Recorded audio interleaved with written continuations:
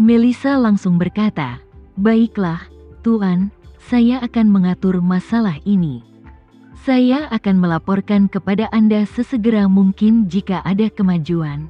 Membawa Villa Zoya untuk membangun markas secara diam-diam adalah sesuatu yang Tama tidak punya pilihan saat ini. Jakarta merupakan kota dengan kepadatan penduduk yang sangat tinggi. Hampir tidak mungkin menemukan tempat di mana kamu tidak akan diganggu sama sekali. Jadi kamu hanya bisa menemukan cara untuk pindah ke pinggiran kota.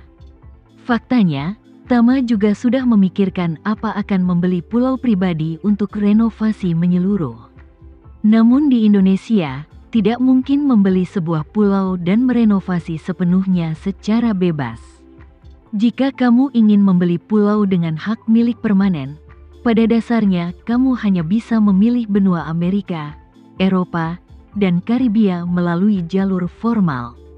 Tempat-tempat ini terlalu jauh dari Indonesia, dan pulau-pulau kecil tidak dapat membangun bandara besar, sehingga sulit untuk lepas landas dan mendaratkan pesawat penumpang jarak menengah dan jauh. Untuk pergi ke tempat yang jauh harus pergi ke kota besar terdekat terlebih dahulu, yang kurang fleksibel, sehingga menurut Tama belum memiliki arti praktis. Meskipun Maladewa dan banyak negara kepulauan kecil juga akan menjual pulau-pulaunya secara terselubung, penjualannya memiliki banyak prasyarat. Yang pertama adalah atribut bisnis. Pulau-pulau tersebut dapat dijual kepadamu dengan harga puluhan ribu dolar, tapi kamu harus memulai konstruksi dalam waktu yang ditentukan. Dan itu tidak bisa dibangun menjadi milik pribadi. Itu harus dibangun menjadi hotel komersial, dan juga harus lulus persetujuan pemerintah. Alhasil, jika mengambil sebuah pulau, kamu harus menginvestasikan setidaknya puluhan juta dolar untuk membangun hotel resort pulau. Tidak mungkin mengubahnya menjadi markas atau benteng rahasia secara pribadi. Namun, gagasan merenovasi Villa Zoya memang mengingatkan Tama. Dia merasa bisa memperhatikan pasar pulau saat ini terlebih dahulu, dan jika ada yang cocok, dia akan memulai proyeknya terlebih dahulu. Lagi pula, biaya waktu untuk mengubah sebuah pulau sangat lama. Berapapun dana yang tersedia, proyek infrastruktur harus dilaksanakan selangkah demi selangkah. Di sebagian besar negara, termasuk Amerika Serikat, pembangunan jalan mungkin memerlukan waktu 10 atau bahkan 20 tahun. Apalagi mengubah sebuah pulau, apalagi karena renovasi harus dilakukan secara sembunyi-sembunyi, paling tidak harus ada satu hal di luar dan satu lagi di dalam. Hal ini membutuhkan tim konstruksi yang benar-benar dapat dipercaya. Pilihan pertama yang terlintas di benak Tama adalah front kataklismik dan para insinyur di bawah pimpinan Hamid. Jika pulau yang cocok benar-benar dipilih, pembangunannya harus diserahkan kepada mereka. Dini hari berikutnya, Tama membuat janji dengan Nanako dan pergi ke Villa Elsa bersama. Dia akan membawanya ke villa tingkat menengah, di mana dia akan membiarkannya berkonsentrasi pada peningkatan kendali energi spiritualnya. Sedangkan dia sendiri yang harus membawakan cairan oralit yang sudah lengkap, bagikan kepada semua siswa pencak silat. Pada saat yang sama, Jack telah menyeberangi lautan dengan pesawat pribadi dan semakin dekat ke Jakarta, dengan hanya tinggal beberapa jam penerbangan lagi. Saat Tama masih dalam perjalanan, Bram berkata kepada lebih dari 400 siswa bela diri yang sedang berlatih di pagi hari, "Semuanya, izinkan saya memberitahu kalian kabar baik. Tuan Renza akan datang menemuimu nanti.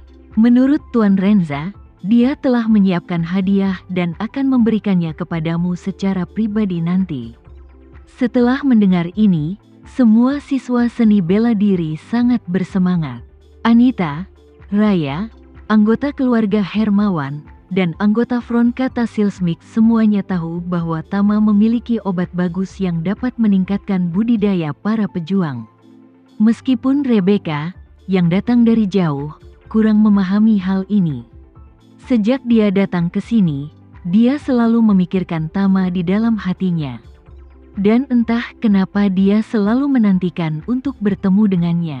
Mendengar Tama datang ke sini, Rebecca sudah merasa gugup dan menantikannya. Setelah Tama mengirim Nanako ke villa tingkat menengah, dia membawa cairan oral ke villa Elsa. Johan dan Devano sudah menunggu di luar pintu. Mereka pun menyiapkan troli terlebih dahulu sesuai pesanan Tama.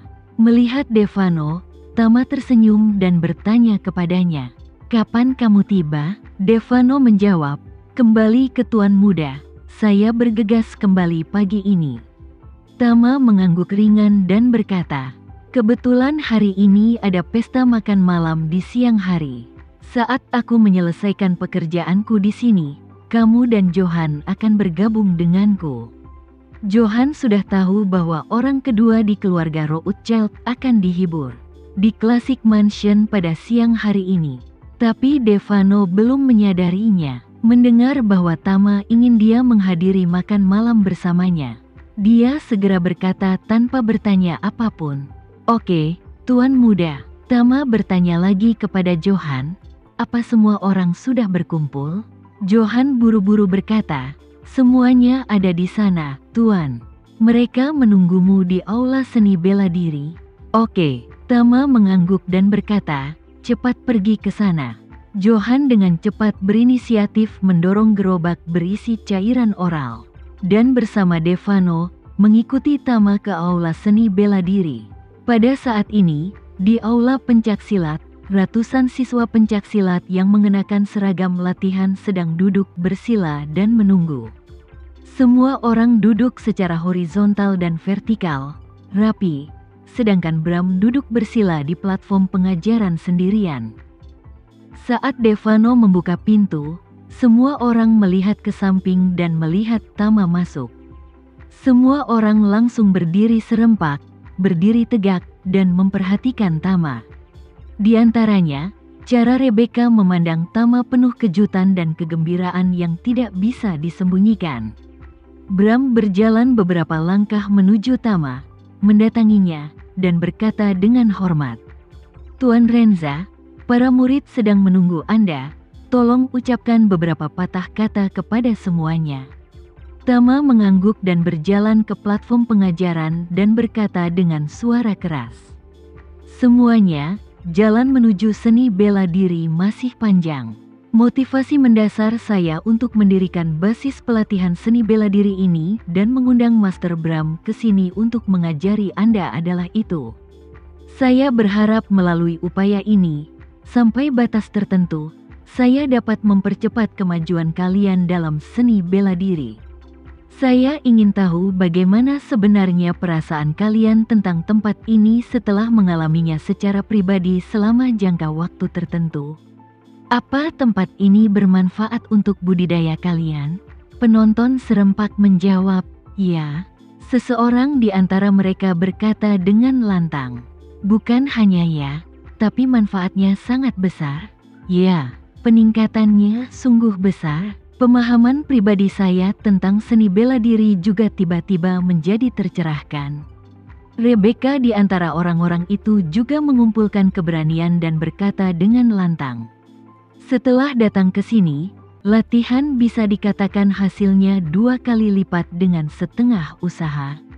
Tama mengenalinya dan bertanya dengan rasa ingin tahu, "Rebecca, ketika kamu para penganut Tao Te Ching berada di Amerika Serikat, kamu juga berlatih dengan Master Bram. Di sini pun sama. Mengapa kamu masih merasa mendapatkan hasil 2 kali lipat dengan setengah usaha di sini?"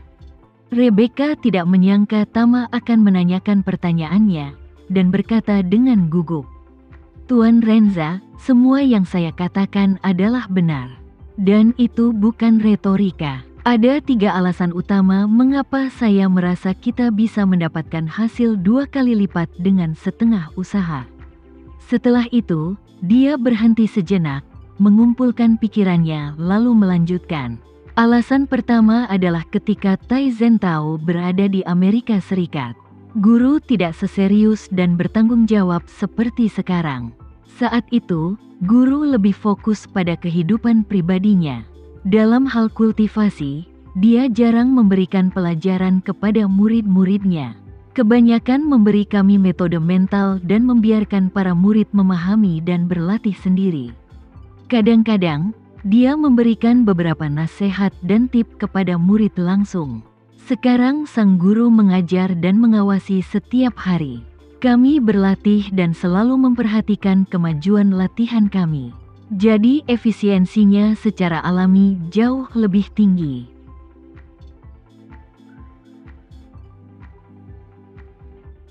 Sekian dulu ya video kali ini, kita lanjutkan lagi videonya di lain waktu.